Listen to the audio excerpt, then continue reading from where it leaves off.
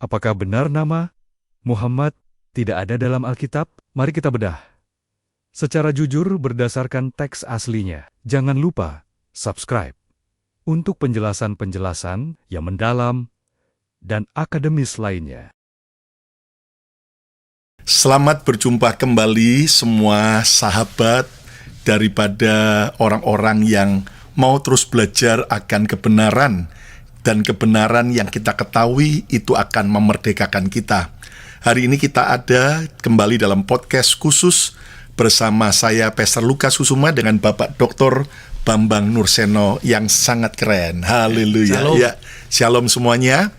Dan Pak Bambang, ini ada satu pertanyaan yang mungkin memang perlu kita bahas karena begitu banyak orang dibingungkan.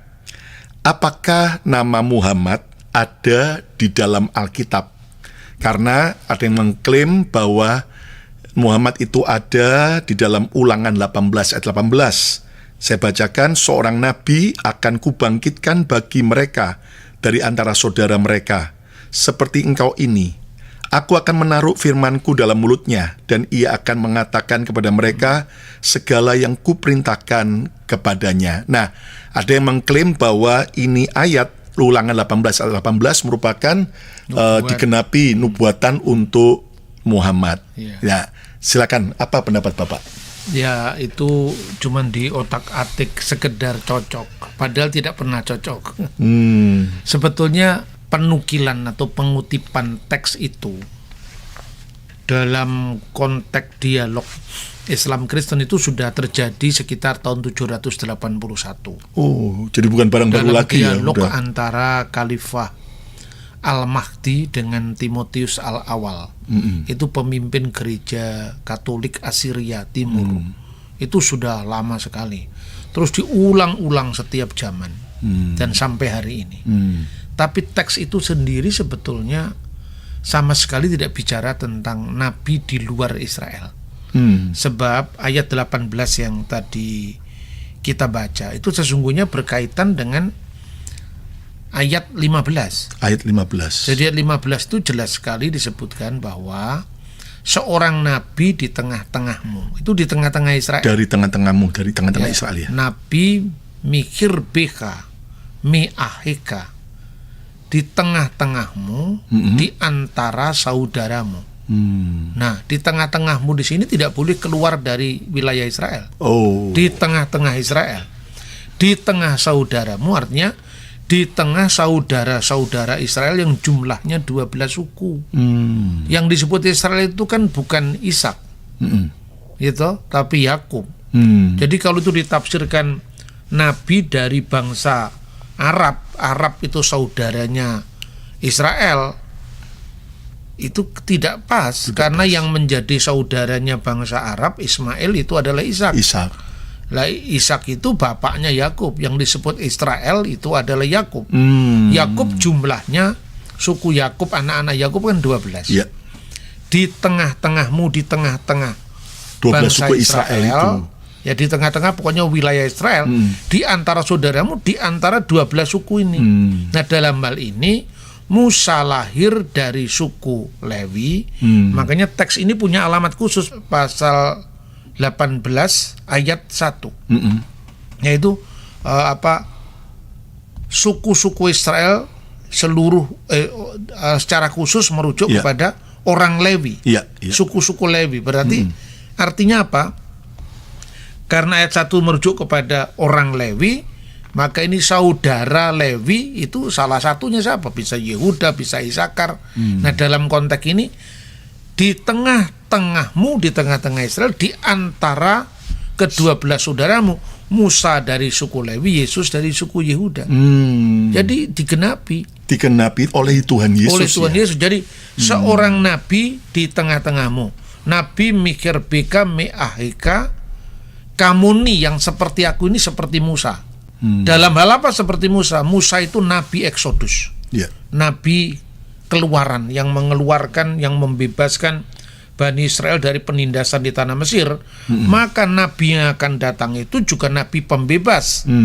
Nabi Eksodus, nabi yang akan membebaskan umatnya yang percaya kepadanya dari penindasan dosa-dosa. Itulah Yesus. Yesus Kristus. Wow. Nah, tapi kan kadang-kadang teman-teman polemikus itu mengkaitkan pasal 34 ayat 10. Di antara orang Israel tidak ada lagi nabi yang bangkit. Ya berarti nabi ini bukan dari Israel, padahal konteksnya itu di antara orang Israel tidak ada lagi nabi yang bangkit dalam hal yang berhadapan muka dengan Tuhan. Jadi seperti Musa menerima penampakan teofani ilahi itu berhadapan muka dengan muka, bangsa Israel ketakutan. Aku tidak mau lagi menerima penampakan ilahi seperti Tuhan menampakkan diri kepada Musa karena Israel takut mati. Lalu jawabannya Tuhan baik, kalau permintaan mereka begitu akan dikabulkan. Seorang nabi di tengah-tengahmu, di antara saudaramu akan dibangkitkan oleh Tuhan Allahmu, Yakim leka Adonai Elohenu alaftismaun, dialah yang harus kamu dengarkan. Jadi nabi yang akan datang itu bukan sekedar nabi yang seperti Musa yang berhadapan muka dengan muka dan Israel ketakutan, tapi nabi yang akan datang itu adalah aku akan menaruh firmanku ke dalam mulutnya, karena Yesus itu adalah firman Allah itu sendiri. Wow, jadi clear ya, clear. Bahwa nubuatan dalam Ulangan 18 ini ternyata adalah Yesus yang berasal dari Israel dan dari antara saudara daripada Musa, yaitu dari suku Lewi, Yesus dari suku Yehuda. Iya. Wow, dan dikatakan bahwa aku akan menaruh firmanku dalam mulutnya dan ia akan mengatakan kepada mereka segala yang kuperintahkan kepadanya. Bahkan di ayat 15 bagian terakhir dikatakan bahwa dialah yang harus kamu dengarkan. Wow, betul, jadi betul. Ini bicara tentang Yesus ya. Dan biasanya kalau orang bertanya, loh berarti Yesus Nabi? Ya memang Yesus Nabi juga, karena Mesias itu dalam konteks pengharapan mesianik Yudaisme itu ada 3 matra. Mesias itu imam, nabi, raja. Yesus adalah imam. Tadi kita bahas imam besar perjanjian baru menurut peraturan Melkisedek. Karena imam perjanjian lama dari suku Lewi, Yesus keimamatannya menurut nubuat dari Mazmur 110 ayat 4, engkau adalah imam yang kekal untuk selama-lamanya menurut peraturan Melkisedek. Makanya imam yang lebih lebih agung, lebih awal daripada keimamatan Lewi. Makanya Yesus imamat agung perjanjian baru. Lalu dia raja, karena tongkat kerajaan tidak akan beranjak dari suku Yehuda. Dan dia adalah juga nabi, karena seorang nabi di antara saudara bangsa Israel. Musa menubuatkan dari suku Lewi, Yesus lahir dari suku Yehuda. Imam, nabi, raja. Dan itu bicara gelar Mesias. Gelar Mesias. Dan itu kita bisa lihat juga dari persembahan orang Majus ya. Mas, kemenyan dan mur. Mas bicara pada Yesus sebagai raja, kemudian kemenyan Yesus sebagai imam.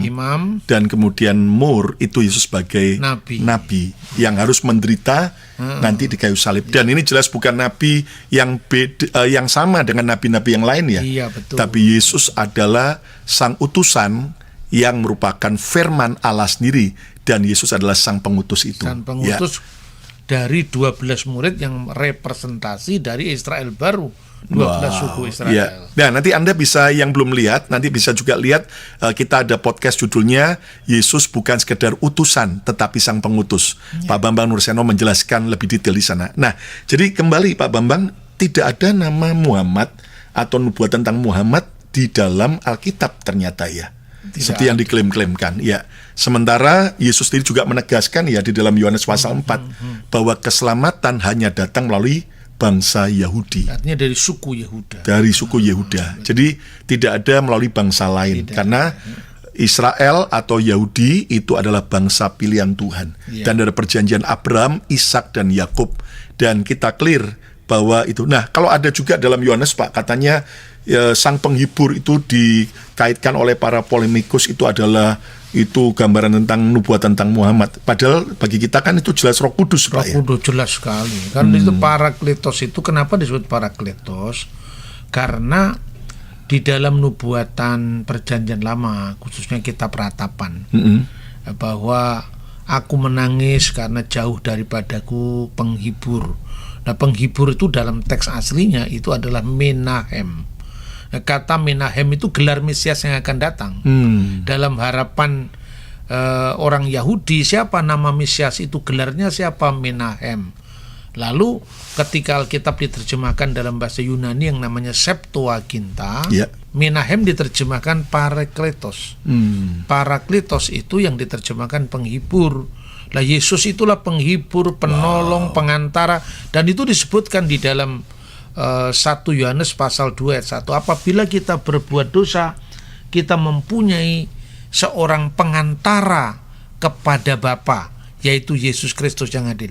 Pengantara kepada Bapa itu Parakletos kepada Bapa.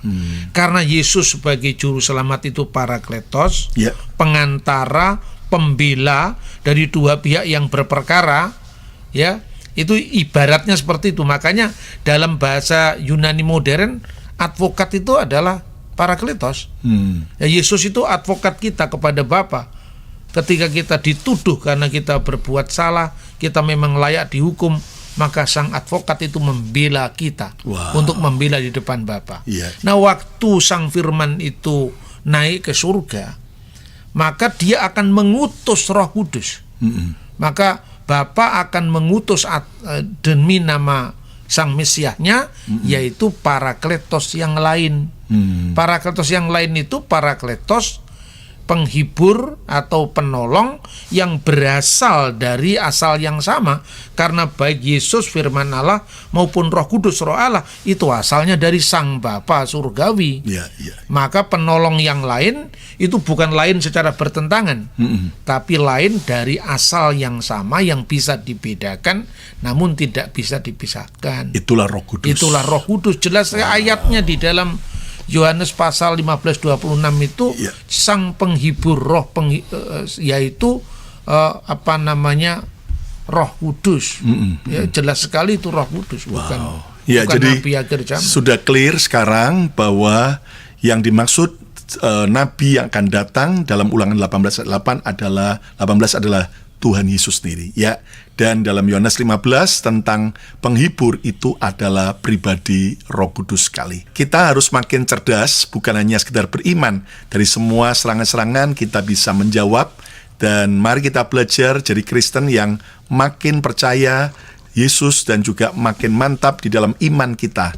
Dan bagi Anda yang menyaksikan program ini, jika Anda membutuhkan sang penghibur, sang penolong, bukalah hatimu, terima Yesus sebagai Tuhan dan Juru Selamat, maka engkau akan mengalami yang namanya keselamatan, penghiburan, dan pembelaan Tuhan yang ajaib. Saya Pesa Lukas Kusuma dengan Bapak Dr. Bambang Nurseno mengucapkan berkat Tuhan. Sampai berjumpa pada episode berikutnya. God bless you. Salam.